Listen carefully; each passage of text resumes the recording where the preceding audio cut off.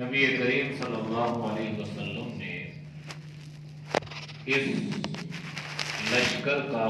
تعاقب کیا جو شام سے مال لے کر آ رہا تھا ابو سفیان کا لشکر۔ ابو سفیان کو پہلے سے اس کی اطلاع ہو چکی تھی۔ اس نے حفظ ما تقدم کے تحت ساحل سمندر والے راستے کو اختیار کیا جو غیر معروف راستہ تھا، لمبا بھی تھا، غیر معروف بھی تھا، لیکن حفاظت والا تھا۔ تو ابو سفیان نے اس راستے کو اختیار کیا۔ نبی کریم صلی اللہ علیہ وسلم اپنے جانثار ساتھیوں کے ساتھ مقام ظفران تک پہنچ گئے۔ ادھر ابو جہل بھی ایک بڑا لاؤ لشکر لے کر آ رہا تھا اور نبی کریم صلی اللہ علیہ وسلم نے کو اس لشکر کی بھی خبر ہو گئی۔ اب یہاں پر معاملہ دو طرح کا تھا۔ بھئی اگر ابو سفیان کے لشکر کا تعاقب کرتے ہیں تو پیچھے سے یہ حملہ آور ہو جائے گی، اور ابو جہل کے اغراض و مقاصد میں بھی یہی بات تھی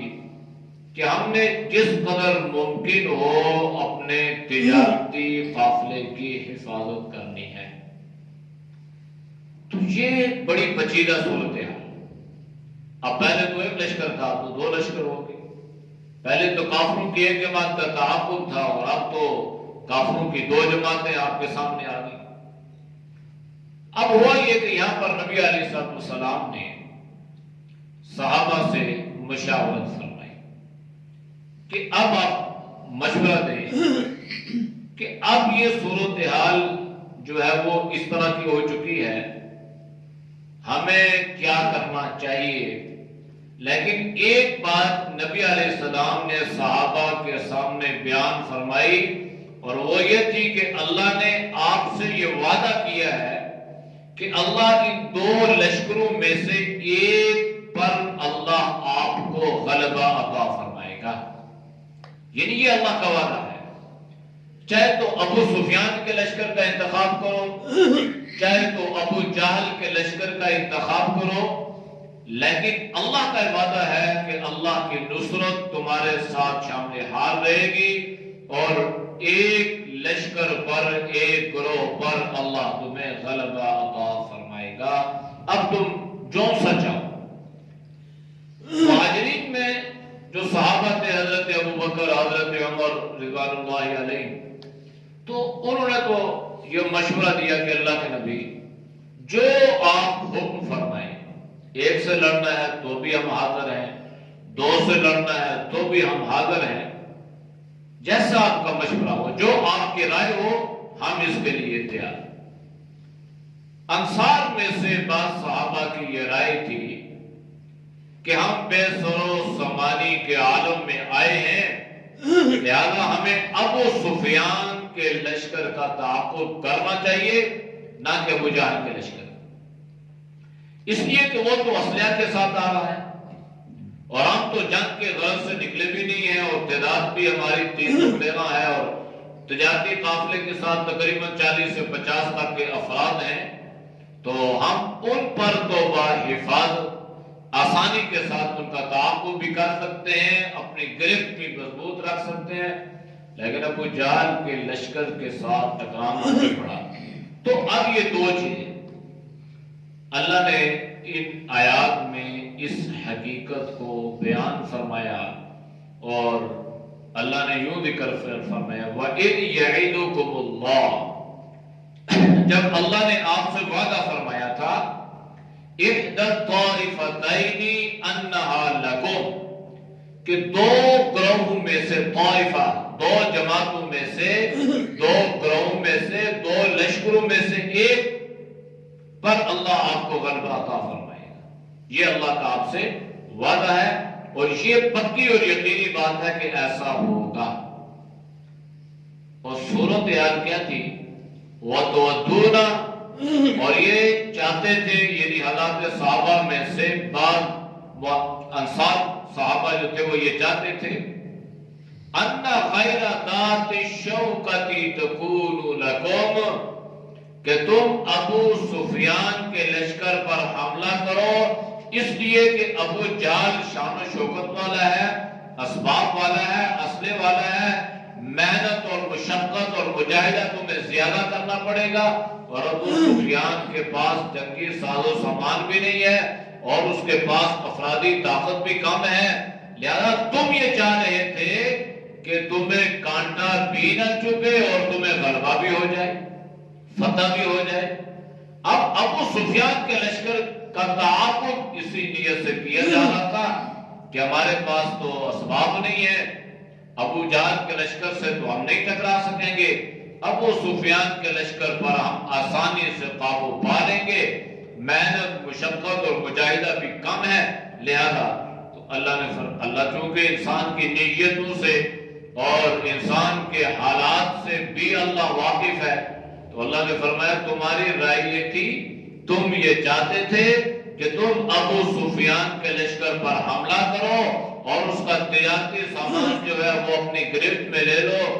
اور تمہارے پاؤں میں کانٹا بھی نہ چبھے، تمہیں محنت بھی نہ کرنی پڑے، تمہیں مجاہدہ اور مشقت بھی نہ کرنی پڑے۔ اللہ نے فرمایا وَيُرِيدُ اللَّهُ، تم یہ چاہ رہے تھے اور اللہ کیا چاہ رہا تھا؟ اللہ یہ چاہ رہا تھا أَن الحق، کہ اللہ اس بات کو ظاہر کر دے کہ حق کو اللہ ثابت کرے،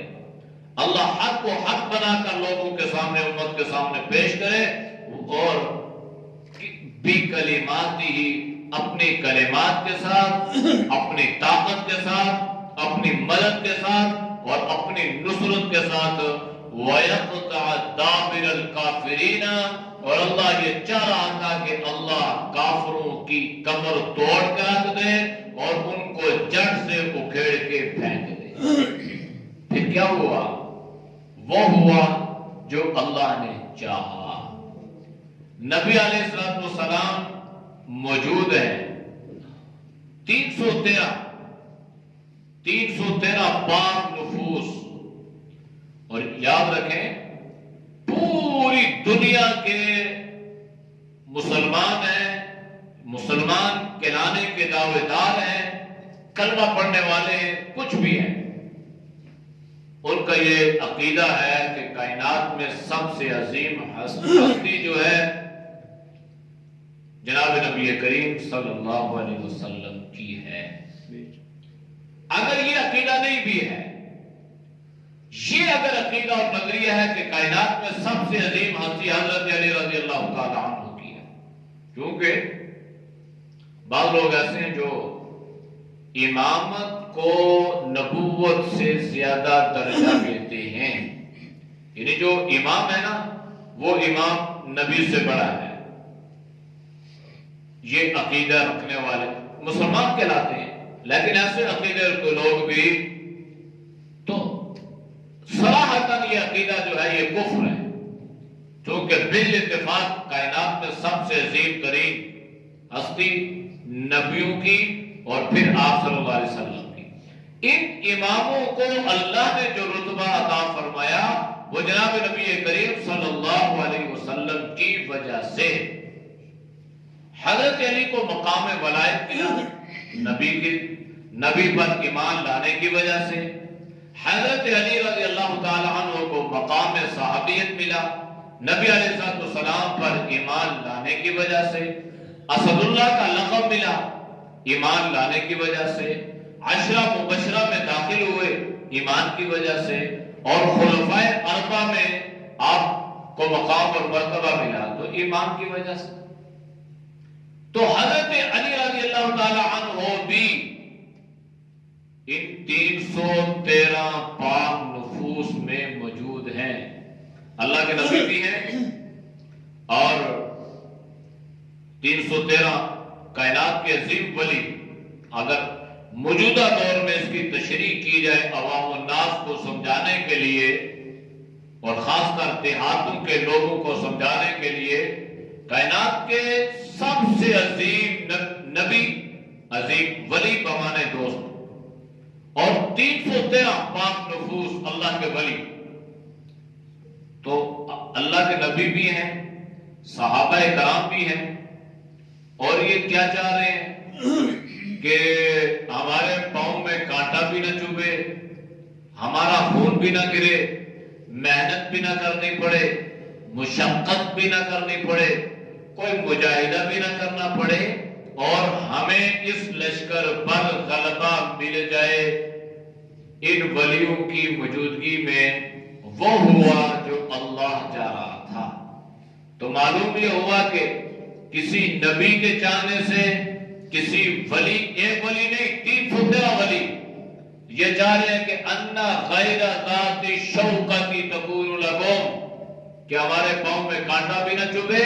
یعنی کوئی محنت مشقت نہ کرنی پڑے، اور اس پہ ہمیں غلبہ اور فتح مل جائے۔ اور اللہ فرما رہا ہے وَيُرِيدُ اللَّهُ، اور اللہ یہ چاہ رہا تھا کہ آج حق کے کلمے کا، اسلام کا اللہ بول بالا فرما دے، اور کفر کی جڑیں اللہ کاٹ کے رکھ دے۔ پھر وہی ہوا جو اللہ چاہ رہا تھا۔ پھر اللہ نے اسلام کا بول بالا فرمایا۔ 313 جو بالکل اسباب کی دنیا میں بالکل نہتے تھے، اور ادھر اسباب بھی تھا، اور دنیا کی دولتوں کی ریل پیل بھی تھی، اور تعداد بھی ان سے 2 گنا اور زیادہ تھی۔ 300 یہ ہو گئے، ادھر 1000۔ تو مطلب یہ ہوا کہ ایک آدمی کا مقابلہ کرنے کے لیے ادھر 3 آدمی تھے، یہ نہتے، اور ان کے پاس اسلحہ۔ مطلب اگر اوس نکالی جائے تو یہ ایک سے بھی زیادہ 3.5 آپ سمجھ لیں کہ ایک آدمی کا مقابلہ 3.5 افراد کر رہے ہیں۔ تو پھر اللہ نے کیسے اسلام کا بول بالا فرمایا کہ اللہ نے ان 313 کو فتح عطا فرمائی، اور 1000 کا جو لشکر تھا اللہ نے اس کو ذلت سے دوچار کیا، ذلیل و رسوا بھی ہوئے۔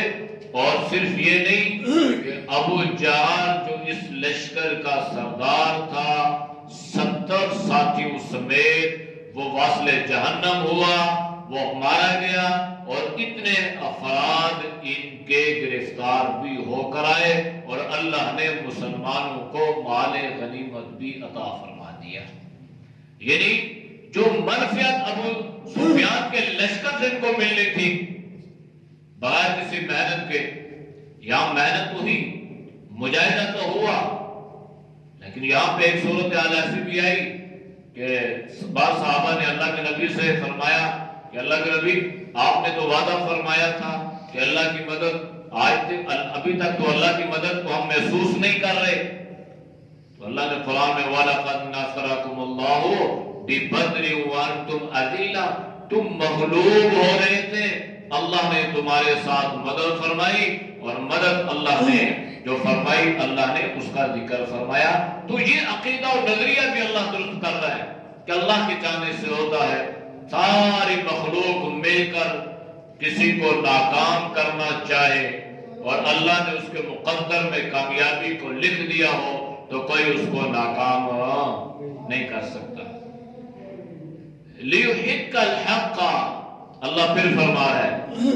تاکہ اللہ حق کا بولبالا کرے، حق کو اللہ ثابت کرے، حق کو حق بنا کر سامنے پیش کرے کہ یہ حق تھا، اور حق کے ساتھ اللہ کی مدد اور نصرت تھی۔ وَيُبْطِلَ الْبَاطِلَ، اور باطل کو اللہ باطل بنا کر اس کو اللہ رد کر دے۔ وَلَوْ كَرِهَ الْمُجْرِمُونَ، اگرچہ یہ بات کافروں کو ناگوار گزرے، تب بھی اللہ نے یوں فرمایا کہ میں یہ چاہ رہا ہوں کہ آج اس طرح کر دیا جائے۔ پھر اللہ نے اسی طرح کیا جو اللہ کی مشیت تھی، جو اللہ کی مرضی تھی، جو اللہ کی حکمت تھی۔ استستغیثون، تم استغاثہ فریادیں کر رہے تھے اپنے رب سے، اللہ مدد تو کر دے۔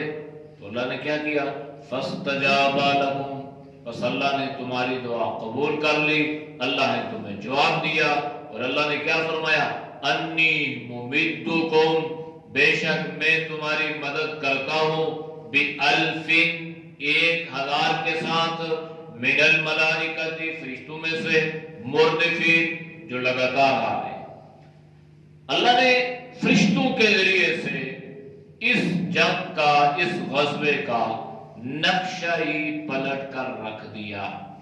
اچھا، ویسے ایک بات ذہن میں آتی ہے کہ اللہ نے فرشتے کیوں اتارے، جبکہ ہمارا عقیدہ اور نظریہ یہ بھی ہے کہ اگر اللہ چاہتا تو کن کہتا فیکون ہو جاتا، ملائکہ کے اترنے کی نوبت ہی نہ آتی۔ اللہ ایسا بھی کر سکتا تھا، اللہ اس ایک صحابی کو 1000 پر غلبہ عطا کر دے تو اللہ کر سکتا ہے،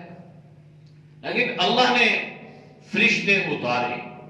تو اللہ نے اس کا جواب یہ دیا ہے، وَمَا جَعَلَهُ اللَّهُ، نہیں کیا ان کو اللہ نے الا بشرا، مگر اس لیے کہ تاکہ یہ فرشتے ان کو آتے خوشخبری سنائیں، وَلِتَطْمَئِنَّ بِهِ قُلُوبُكُمْ، انسانی فطرت ہے نا، ہمارا ایمان اور عقیدہ تو یہ ہے کہ اللہ ہی مدد کرنے والا ہے اور اللہ ہی کرتا ہے، لیکن جب تک ہم مدد کے آثار اور اسباب نہیں دیکھ پاتے تب تک ہمارا دل اس پر ٹکتا نہیں ہے۔ ایمان تو ہے ہمارا، لیکن دل سے ایک سکون اور اطمینان ہمیں نصیب نہیں ہوتا جب تک ہم مدد کے آثار کو اپنی آنکھوں سے دیکھتے ہیں، تو پھر ہم مطمئن ہو جاتے ہیں کہ اللہ نے جو مدد کا وعدہ فرمایا تھا نا، اللہ نے اپنا وعدہ پورا کیا اور اللہ نے ان اسباب کو اتارا اور ان اسباب کے ذریعے سے اللہ مدد فرما رہا ہے۔ ایک بات تو یہ ہے کہ انسان کا دل ان چیزوں سے مطمئن ہو جاتا ہے، اور دوسرا یہ ہے کہ اللہ نے زمین کے نظام کو اسباب کے ساتھ جوڑا ہے، معلق کیا ہے اسباب کے ساتھ، تو یہ ایک سبب تھا، ورنہ اللہ چاہتا تو بغیر اسباب کے بھی انہیں فتح عطا کر دیتا، اللہ چاہتا تو ان سارے کے سارے 1000 کے کافر جو لشکر تھا، اللہ چاہتا تو ان کو زمین میں دھنسا دیتا، لیکن اللہ نے ایک نظام رکھا ہے اور اللہ نے زمین کے نظام کو معلق کیا ہے، جوڑا ہے اسباب کے ساتھ کہ تم اسباب اختیار کرو، میدان عمل میں نکلو، اپنی جان کو ہتھیلی پہ رکھو اور توکل بھروسہ اللہ پہ رکھو کہ میں نکل کے آ چکا ہوں، مدد میری اللہ فرمائے گا۔ تو اللہ نے اس وقت بھی مسلمانوں کی مدد کی، آج بھی اللہ مدد کرتا ہے، اور قیامت کی صبح تک مسلمان اگر اپنے اس عقیدے اور نظریے پر قائم رہیں گے تو اللہ مدد فرماتا رہے گا۔ تو اللہ نے فرمایا انی ممدکم، میں نے تمہاری مدد کی۔ اچھا، حضرت علی بھی موجود ہیں تو اللہ ان سے فرما رہا ہے کہ میں نے علی کی مدد کی، تو عقیدہ درست ہو رہا ہے نا۔ اب اگر کوئی کہتا ہے کہ علی ہماری مدد کرتے ہیں، علی مشکل کشا ہے، علی حاضر، اچھا باقیوں کو بارے میں یہ عقیدہ نہیں ہے۔ آپ نے یہ نہیں سنا ہوگا کبھی کسی سے کہ کسی نے یہ کہا کہ حضرت ابوبکر صدیق یا حضرت عمر یا حضرت عثمان یا حضرت حسن یا حسین یا طلحہ کہ وہ مدد کرتے، حضرت علی رضی اللہ تعالیٰ عنہ کے بارے میں یہ عقیدہ کہ یہ مشکل کشا ہے، یہ حاجت روا ہیں، یہ مدد کرتے ہیں، تو اللہ کیا فرما رہا ہے؟ حضرت علی رضی اللہ تعالی عنہ سے جو غزوہ بدر میں شریک تھے،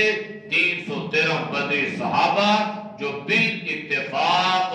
سارے مسلمانوں کا یہ عقیدہ اور نظریہ ہے کہ سارے صحابہ افضل ہیں۔ پھر ان صحابہ کی بعض جگہوں پہ اللہ کے نبی نے تفسیر فرمائی کہ پھر سب میں 1400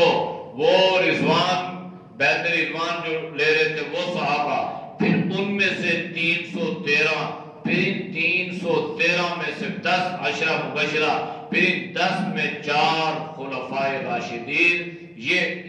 سارے مسلمانوں کا یہ عقیدہ ہے کہ یہ 4 جو خلفائے راشدین ہیں یہ تمام صحابہ سے افضل اعلیٰ، اللہ نے ان کو رتبہ عطا فرمایا ہے۔ تو سب کے سب جنتی،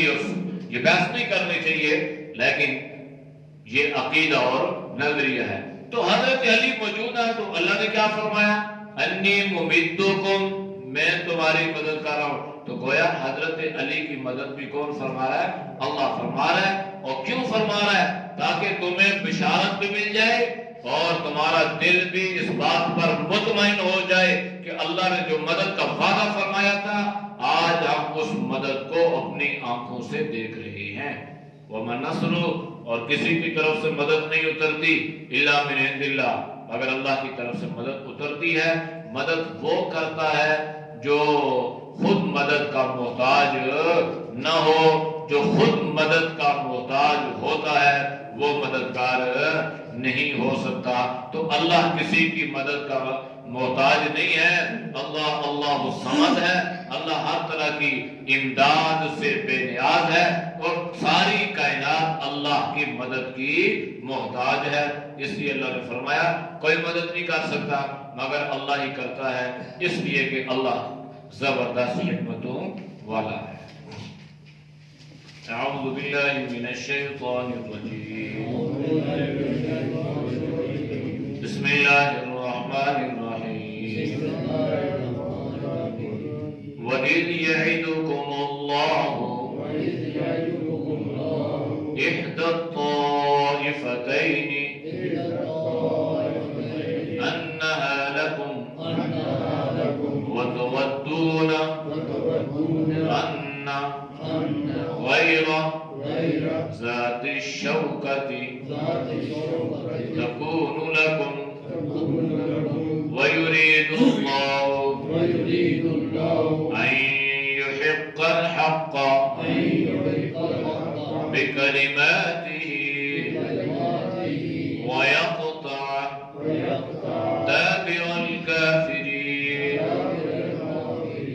لِيُحِقَّ الْحَقَّ وَيُبْطِلَ الْبَاطِلَ وَلَوْ كَرِهَ الْمُجْرِمُونَ إِذْ تَسْتَغِيثُونَ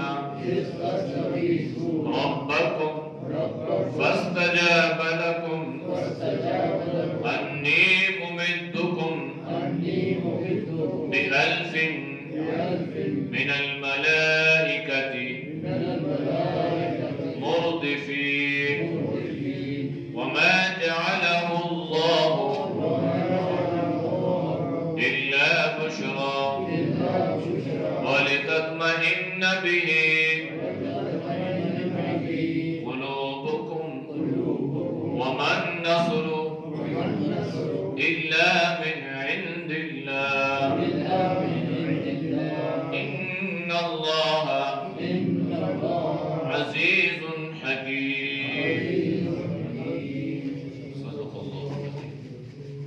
الحمد للہ رب العالمین والعاقبۃ للمتقین والصلاۃ والسلام علی خیر خلقہ محمد وعلی آلہ وصحبہ اجمعین۔ یا اللہ ہم سب کے صغیر کبیرہ گناہوں کو معاف فرما، یا اللہ گناہوں سے حفاظت فرما، نیک اعمال کی توفیق نصیب فرما، یا اللہ ہر طرح کے برے اعمال سے، برے خیالات سے، برے راستوں سے، بری صحبت سے اللہ تو ہم سب کی حفاظت فرما۔ یا اللہ جتنے دوست و بزرگ تیری رضا کے لیے درس قرآن سنتے ہیں اللہ ان کے سننے کو قبول فرما۔ یا اللہ تو سب کی جان میں، مال میں، ایمان میں، صحت میں اللہ برکتیں عطا فرما،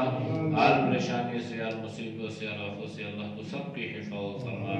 وصلی اللہ تعالی علی نبی الامی وعلی آلہ وصحبہ اجمعین برحمتک یا